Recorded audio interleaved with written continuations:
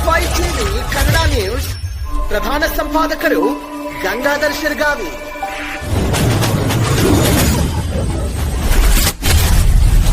ನಮಸ್ಕಾರ ವೀಕ್ಷಕರೇ, ನಾನು ಚೇತನ್. GS5 ಟಿವಿ ಸುದ್ದಿವಾಹಿನಿಗೆ ಸ್ವಾಗತ.